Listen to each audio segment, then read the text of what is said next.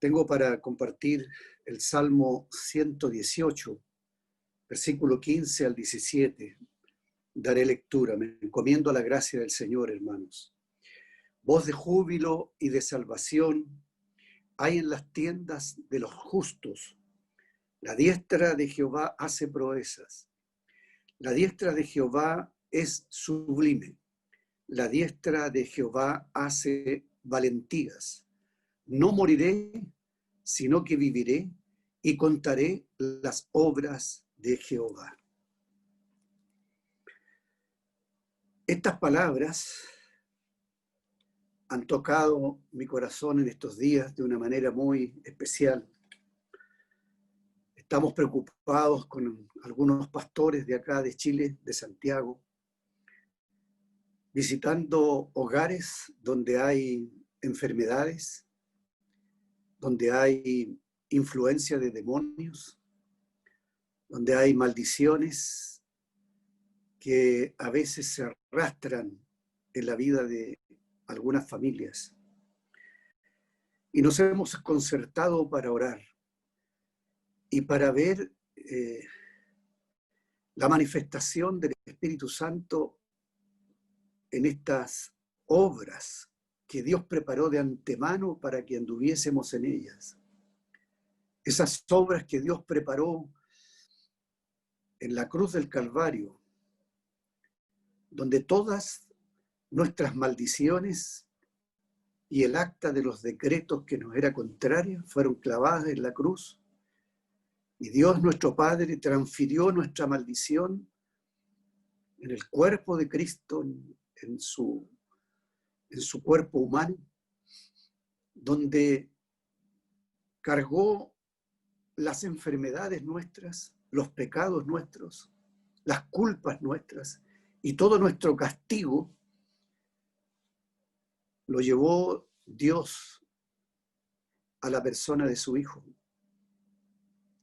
y transfirió a nosotros las bendiciones, las inescrutables riquezas de Dios en Cristo, la transfirió a los creyentes, a los que hacen el seguimiento de Cristo nuestro Señor. Tal como lo dice el apóstol Pablo en la epístola a los Gálatas, capítulo 3, verso 13.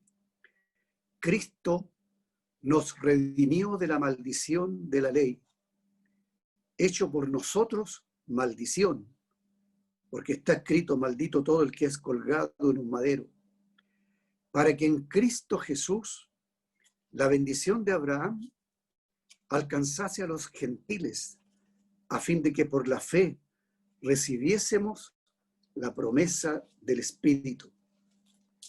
Aquí tenemos la palabra de Dios, enfática, poderosa, que es la esencia misma del Evangelio, de cómo Dios transfirió nuestras maldiciones y las cargó en la persona de nuestro Señor Jesucristo, y a la vez transfirió a nosotros las bendiciones de su Hijo, conforme a las promesas que le había hecho a Abraham, que en la simiente de Abraham, la cual es Cristo, serían benditas las familias de la tierra.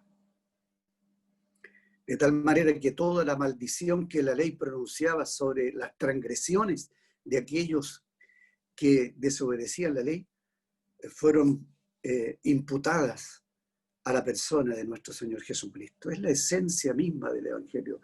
Y es eso lo que anticipadamente el Señor Jesús cantó la noche en que tomó la cena con sus discípulos, donde Él celebró la última Pascua judía e inauguró la primera cena cristiana.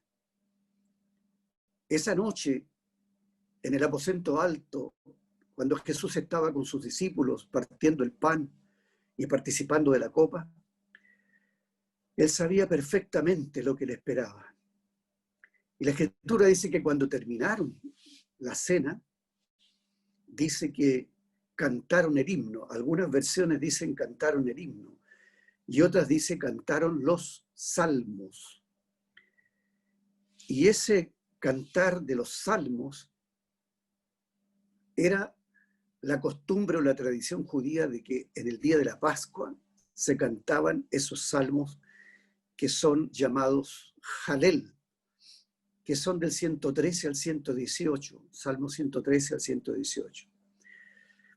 Y estos salmos los cantaban los judíos. Y esa noche el Señor Jesucristo, porque estos salmos hablan de Él, hablan de la obra que el Señor Jesús vino a hacer. Y cuando terminaron la cena, cantaron estos salmos. Entonces este Salmo 118 es parte de ese canto que Jesús entonó esa noche. Y dice, voz de júbilo y de salvación hay en las tiendas de los justos.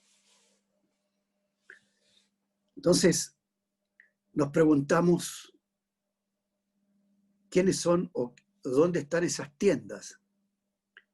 ¿A qué alude esto de las tiendas de los justos? Y esto es que nosotros, los cristianos, somos la habitación de Dios, cada uno de nosotros, pero también nuestras casas, nuestros hogares. Somos morada de Dios en el Espíritu. Somos templo del Espíritu Santo. De tal manera que en cada creyente debería haber voz de júbilo y de salvación. Porque esto es lo que declara el Señor anticipadamente.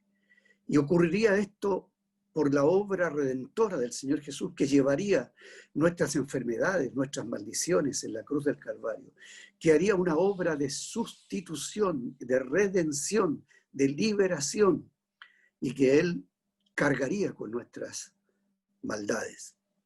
De tal manera que lo que dice el Salmo de una manera profética, la diestra de Jehová hace proezas. La diestra de Jehová es sublime. La diestra de Jehová hace valientes.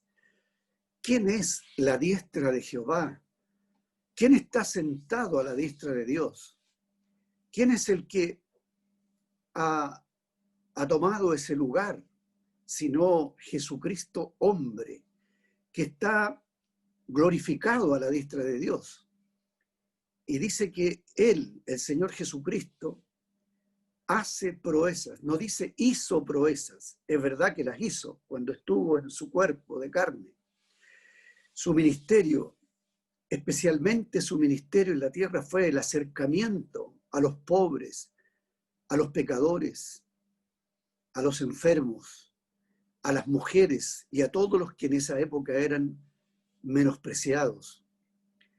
De tal manera que las proezas del Señor Jesucristo que Él hizo cuando estuvo aquí en la tierra, tiene que ver con esas 4 visitaciones o acercamientos que hizo a estos diversos tipos de personas en la sociedad.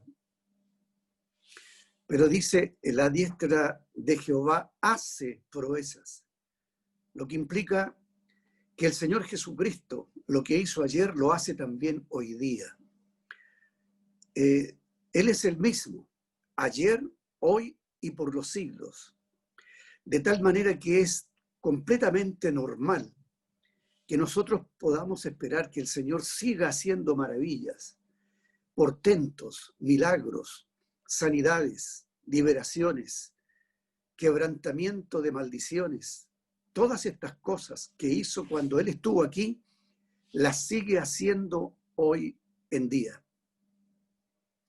Tal vez muchos de ustedes habrán oído a John Piper, habrán oído a Paul Washer, habrán oído también a MacArthur. Son personas que tienen muy buenos mensajes en algunos aspectos, en otros aspectos no me parece mucho, sobre todo en esto de que ellos opinan de que hoy día hay lo que ellos llaman el cesacionismo, queriendo decir que los milagros cesaron, que las sanidades cesaron, que esos portentos y esas proezas que hacía el Señor cuando estuvo aquí, hoy día ya eso no corre, hoy día eso ya está, está cortado. ha cesado la sanidad y los milagros. Pienso que en ese punto estos hermanos están equivocados. Ahora, si seguimos la palabra de Dios, Deuteronomio, en el capítulo 28, nos habla, en el verso 1, nos dice que si ponemos atención, si escuchamos, si oímos la palabra de Dios y la ponemos por obra, vendrán una lista de bendiciones. Y en el verso 15 del mismo capítulo 28 de Deuteronomio, nos dice que si no oímos y no hacemos lo que Dios dice, entonces viene ahí una lista de maldiciones, diversas maldiciones. Y son esas maldiciones que se desatan por no haber oído ni hecho la voluntad de Dios. Son esas maldiciones las que el Señor Jesucristo cargó en la cruz del Calvario, sabiendo que nunca nadie pudo agradar a Dios bajo el régimen de la ley. Entonces el Señor Jesucristo trajo un nuevo régimen, que es el régimen de la gracia, para que la justicia de la ley se cumpla en nosotros, que no andamos en la carne, sino en el Espíritu. Y andando en el Espíritu, entonces sí podemos agradar a Dios. Andar en el Espíritu significa ser guiado por el Espíritu, ser gobernado por el Espíritu, y por lo tanto quien viva esta calidad de vida guiado por el Espíritu debiera estar en condiciones de transmitir las obras de Dios a los perdidos, que son a los pecadores, a los enfermos, a los que están viviendo maldiciones que no tendrían por qué estarlas viviendo, porque el Señor cargó esas maldiciones y nos transfirió sus bendiciones. Lo que no quiere decir que alguien esté pasando por una prueba de vivir alguna situación difícil, alguna tribulación, alguna situación que pudiera hacer pensar que es una maldición lo que está viviendo. Porque muchas veces el Señor ha permitido que los cristianos, que sus hijos sean perseguidos, que vayan a una cárcel o que sean de alguna manera perder los bienes o hacer que sucedan cosas que son tribulaciones. No obstante, esas cosas son temporales o son cosas que ocurren, digamos, en alguna etapa de la vida. Pero si constantemente se producen situaciones donde nunca cambia un patrón en una familia donde hay peleas, dificultades, desavenencias, donde hay disgustos y no está la paz, y siendo cristianos viven siempre así peleando, o si alguien tiene una constante en su vida que sufre situaciones de miseria en lo económico, donde constantemente se ve menos que el límite de las necesidades para cubrir sus necesidades básicas.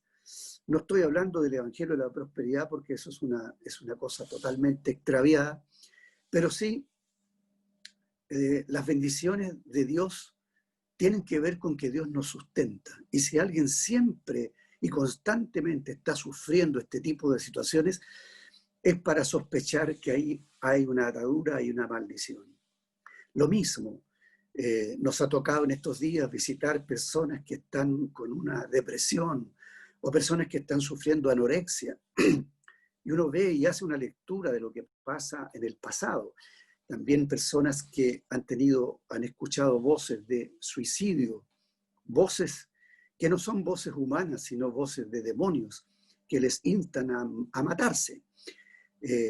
Hemos visitado casos como este y uno puede discernir que allí hay una ligadura. Cuando una persona en su niñez o en su adolescencia ha sido abusada, sobre todo el caso de las niñas mujeres, y hay traumas de esos abusos y de esas cosas que se vivieron, esas cosas y otras más generan amarguras, que va formando una raíz de amargura, y la persona, esa raíz de amargura, ha echado raíces más profundas al punto de formar un árbol de amargura dentro de su alma.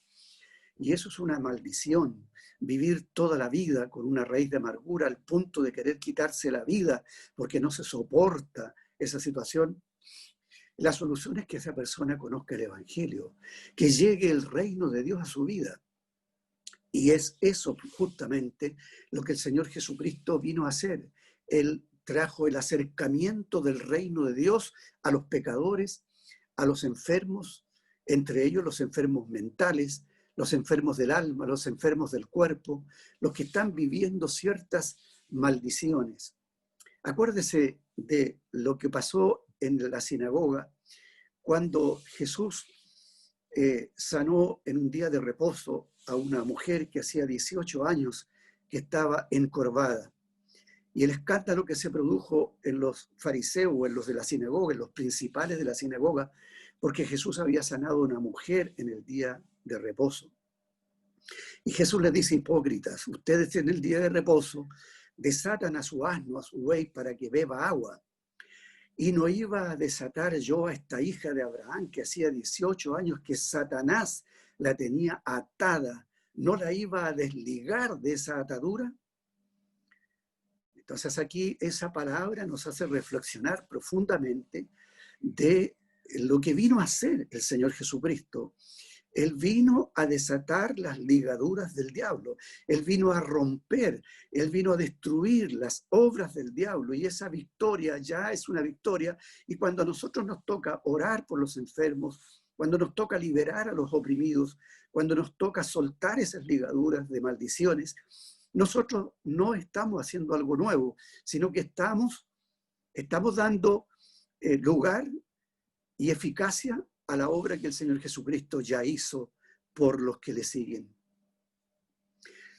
Fíjese que el Señor en el capítulo 9 del Evangelio de Lucas, verso 1, cuando Él mandó a los discípulos, a los 12, los mandó a sanar a los enfermos. Le hizo, primero el verso 1 dice que les dio poder y autoridad para expulsar demonios, para sanar a los enfermos y para predicar el evangelio del reino. En esas tres cosas, liberar a los endemoniados, sanar a los enfermos, predicar el evangelio, está la solución para estos tres tipos de males que sufre la humanidad. Y no estoy diciendo que los cristianos estén poseídos por demonios, porque eso no ocurre. Cuando una persona se convierte al Señor es liberado, y el sello del Espíritu Santo en su vida lo defiende para nunca más ser una persona que esté influenciado o más bien dominado por demonios. Pero sí que los cristianos tenemos luchas, y no son luchas contra carne y sangre, sino contra principados, contra potestades, contra gobernadores en las regiones celestes, de tal manera que los cristianos somos objeto de alguna manera de fuertes atentados de parte de los principados y potestades malignas. Y por eso tenemos que resistirlos. Y el Señor dice que Él nos ha dado poder y autoridad para pisotear serpientes y escorpiones y para resistir toda fuerza del maligno. El canto del Salmo 118 dice: la diestra de Jehová es sublime. La palabra sublime significa que es algo superior, que es algo en lo ético, en lo estético, en la moral. Es algo que no hay palabras para comparar lo grande, lo tremendo que es la diestra de Jehová. Y eso es el Señor Jesucristo. Él es sublime, no, es incomparable. Y las obras que Él hace son portentosas. Las obras que Él hacía dejaban estupefactos a los que las presenciaban. Lo inusitado de esas obras que eran sobrenaturales hacía que la gente cayera de rodillas y cayera postrado a los pies del Señor Jesucristo, impresionados y maravillados y llenos de temor, porque estaban frente a algo sorprendente. Y eso es lo que ocurre muchas veces cuando el Señor nos da la gracia de que mediante la operación del Espíritu Santo y el ejercicio de la fe podamos llegar a este tipo de personas con sanidad, con liberación y con ruptura de cadenas. Y cuando a veces tenemos que enfrentar demonios, cosa que nos ha tocado muchas veces, y ver cosas que tan solo mirarle los ojos a una persona que está poseída por demonios es algo que te hace ponerte la piel así como aquí decimos en Chile, como cuero de gallina. Así. Es una cosa que causa un temor tremendo, ¿no? Sin embargo, dice que la diestra de Jehová hace valentías. Es decir, nos hace enfrentarnos a este tipo de cosas sobrenaturales y con valor y con fe, echar mano a la fe y a la gracia y a la unción del Espíritu Santo para resistir a estos escorpiones. Estas posesiones malignas son comparadas a los escorpiones, a las serpientes que hay que pisotearlas. Y no estamos dando una batalla como si estamos por ganar o perder, porque de hecho y de antemano ya contamos con la victoria de nuestro Señor Jesucristo. Quiero enfatizar que siendo esta la obra que se describe en los evangelios, la obra del Señor Jesucristo como Mesías, como el ungido de Dios, que vino a traer salvación, que vino a librar a los oprimidos, que vino a sanar a los quebrantados de corazón, que trajo un jubileo, como dice el Salmo, voz de júbilo y de salvación hay en las tiendas de los justos. Quiere decir esto que en las casas de los cristianos, en la vida de los cristianos, siempre está el gozo del Señor, siempre está la victoria del Señor, aunque haya momentos que haya que pasar por situaciones difíciles o por circunstancias que nos traigan dolor. Sin embargo, el gozo del Señor supera cualquier situación de este tipo. Lo importante es que nosotros no veamos que cuando alguien está pasando constantemente situaciones de tribulación y no se terminan, entonces hay que echar mano a la fe para deshacer esas ligaduras que son del enemigo o que son maldiciones que de alguna manera la persona la está viviendo sin tener la gracia de poder echar mano a la fe y al poder de Dios para ser libre. ¿Por qué no lo ha hecho? Y es que la gracia de Dios no opera automáticamente en nosotros. La fe tampoco opera automáticamente. Todas estas cosas, el ejercicio de la fe, el poder del Espíritu Santo en la vida de un creyente, la gracia de Dios no opera de una manera automática. Se requiere que la persona esté libre de ciertas barreras que impiden que Dios responda a las oraciones. Hay que ser libre de pecados ocultos que están ahí, que no han sido confesados. Hay que ser libres de una vida liviana, hay que consagrarse al Señor, hay que orar, hay que buscar al Señor, hay que pedir, porque el que pide se le da, al que llama se le abre. Es decir, hay ciertas cosas que dependen de nosotros, por así decir, porque hay un grado de responsabilidad en hacer que la obra de Dios sea operativa por el Espíritu Santo y por la fe en nuestras vidas. Fíjese que la fe para salvación es una, pero la fe que da el Espíritu Santo para hacer milagros está dentro de los dones del Espíritu. Y por lo tanto hay que procurar esos dones, procurar el don de la fe como un don aparte de esta fe que nos ha salvado, de esta fe que es puesta en una obra histórica, una obra objetiva, que es mirar hacia la cruz y ver la obra que sucedió y ser salvo y justo.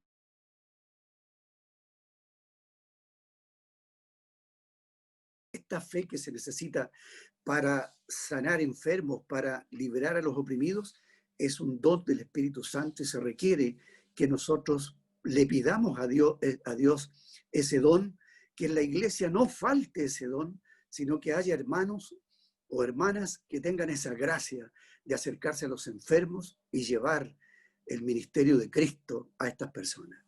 Esto quiero subrayarlo, que el ministerio de Cristo es el acercamiento del reino de Dios, del evangelio del reino de Dios, a los pobres, a los enfermos, entre los cuales están los endemoniados, los enfermos mentales y también los que arrastran maldiciones. romper ligaduras, eso es parte de la obra que el Señor vino a hacer. Por supuesto, salvar a la persona de la perdición. Los pecadores tienen que ser hallados para que experimenten el perdón de sus pecados. Toda esta obra, fíjese y ponga atención, el Señor se la transfirió a sus discípulos. Hizo exactamente lo mismo cuando envió a los 70 y también cuando si nosotros pensamos, podemos pensar, esa obra se la entregó o se la transfirió Jesús solamente a los apóstoles. Solamente los apóstoles tienen esa misión de llevar el ministerio de Cristo a los enfermos, a los pobres, a los pecadores, a las mujeres, o también la tiene toda la iglesia. Entonces, en lo personal, yo creo que esta misión el Señor se la encarga a la iglesia, porque la iglesia es un reino sacerdotal, de tal manera que todos, hombres, mujeres, estamos llamados a ser los portadores de Cristo, siendo Cristo el Cristo colectivo, ¿no? La palabra Cristo es una palabra griega, viene del hebreo, es una traducción del hebreo que es Mesías, Mesías en hebreo, Cristo en griego, enviado en español. La palabra apóstol también significa enviado. De tal manera que el Cristo individual, cuando le transfiere a la iglesia la misma misión que tiene él, la iglesia pasa a ser el Cristo colectivo, que la iglesia pasa a ser la portadora de Cristo a estos tipos de personas que están viviendo en pecados, o que están enfermos, que están viviendo maldiciones, o que están oprimidos por los demonios. De tal manera que tenemos tenemos que conocer cómo opera todo esto. Dije que, digamos, la obra que Dios hizo de transferir nuestras maldiciones, nuestras enfermedades, en la persona de su Hijo, y a la vez transfirió las bendiciones de su Hijo, las inescrutables riquezas de Dios en Cristo las transfirió a los que creen. ¿Cómo opera esto? ¿Cómo es posible que un cristiano pueda echar mano para hacer, porque puesto que esto no opera automáticamente, sino que opera por medio de la fe y de la responsabilidad de una vida consagrada, de una renuncia al pecado, de una renuncia a las tinieblas, de una ruptura con el mundo? Entonces todo esto opera porque hay pasos que dar para poder cobrar estas bendiciones, por así decir. Entonces lo que ocurre es que Dios pone atención en el Antiguo Testamento, en el oír y en el hacer. Y estas dos categorías de palabras también están en las enseñanzas de Jesús. Si uno pudiera contar las veces que el Señor Jesucristo insistió en esto de oír y hacer, cuando concluye el Sermón de la Montaña, dijo, ¿a qué compararé al hombre que haga estas cosas? Que haga estas cosas, las cosas que él había enseñado, en el capítulo 5, 6 y 7 de Mateo. Entonces, comparó al que oye estas palabras y las hace. Dentro de la misma enseñanza del Sermón del Monte también dice que el hombre que oye y hace estas cosas será llamado grande en el reino de los cielos. Después dice el Señor, mirad cuidado cómo oír. Hay que tener cuidado de cómo oís, dice el Señor.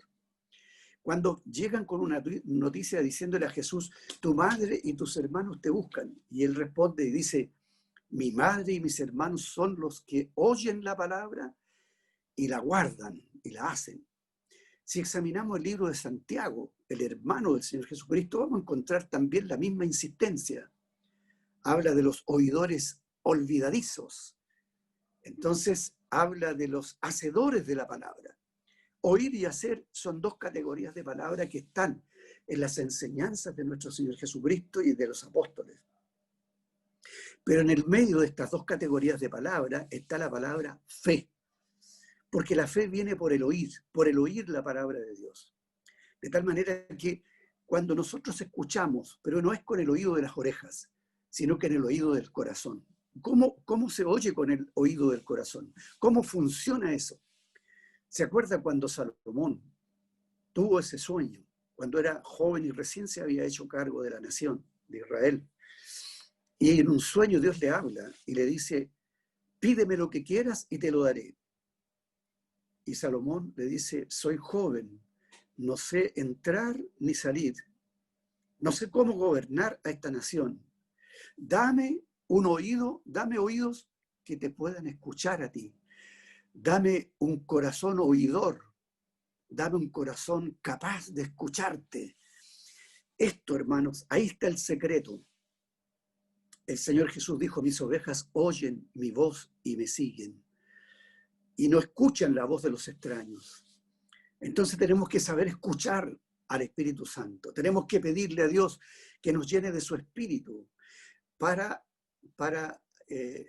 poder ser disciplinados, sensibilizados en este oído interno, en este oído integral, que es capaz de oír la dirección del Espíritu Santo.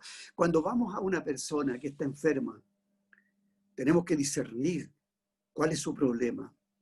Tenemos que oír al Espíritu Santo y discernir qué espíritu es lo que está ahí operando en la vida de esa persona, sea un hermano o sea un inconverso. Y cuando lo hacemos con sabiduría, con ciencia, con gracia de Dios, y distinguimos lo que pasa en la vida de esa persona, somos certeros, somos efectivos, somos ministros competentes de un nuevo pacto, en donde no solamente llevamos la palabra, sino el poder de la palabra, como decía Pablo, que cuando él predicaba, lo hacía con demostración del espíritu de poder. Entonces, amados hermanos, son abundantes los textos de la palabra, las enseñanzas de Jesús, las enseñanzas del Antiguo y Nuevo Testamento abundan para que nosotros nos hagamos cargo del ministerio de Cristo, que se traduce en servir a Dios en estos 4 tipos de personas: los pobres, los enfermos, los pecadores y las mujeres. Bendito sea el Señor, amados hermanos.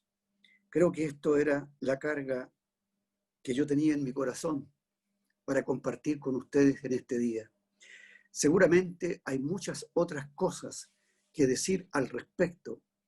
No obstante, lo que he dicho es fundamental para comenzar a orar, para prepararse, para consagrarse, para ajustar las cuentas si tenemos cuentas pendientes con hermanos o tenemos cuentas pendientes con Dios, quitar todas las barreras que pudieran obstaculizar la respuesta de Dios a nuestras oraciones.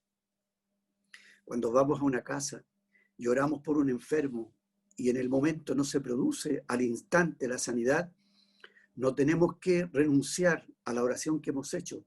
Tenemos que hacer un seguimiento y volver a esa casa cuantas veces sea necesario hasta que veamos que hay una respuesta de Dios a lo que le hemos pedido. A veces hay circunstancias que no permiten que Dios escuche la oración, como ocurrió con Daniel cuando oraba, y dice el ángel cuando viene con la respuesta y le dice: Daniel, desde el primer día que dispusiste tu corazón para orar, tu oración fue escuchada en el cielo, pero me tardé 21 días en venir con la respuesta porque el príncipe de Persia se oponía y me estorbaba. Ese príncipe de Persia era un demonio, era un principado de las regiones celestes. No era Ciro ni Darío de Persia, sino que era una potestad maligna. Y eso significa que hay oraciones que se tardan en ser respondidas. Nosotros tenemos que insistir, tenemos que persistir, tenemos que orar, tenemos que ir a la casa del enfermo o de la persona que está arrastrando maldiciones y desatarla, digamos, traer el poder de Dios para liberar a esa persona y no soltar esa oración y seguir orando y hacer el seguimiento hasta tener una respuesta del Señor para consolación, para bendición, para transformar el lamento en baile, porque la palabra de Dios dice que por la noche durará el lloro, pero a la mañana vendrá la alegría. Que por un momento dura su ira, pero su favor dura toda la vida. Entonces no es posible que los cristianos estén, digamos, sufriendo constantemente. Los sufrimientos, las tribulaciones son temporales, pero lo que es común en la vida de un cristiano es gozar de la paz y de la bendición de Dios. Amados hermanos, que el Señor les guarde, que el Señor les dirige, les bendiga, que esta palabra sea de gran bendición para todos ustedes. En el nombre del Señor Jesús. Nos inclinamos para orar.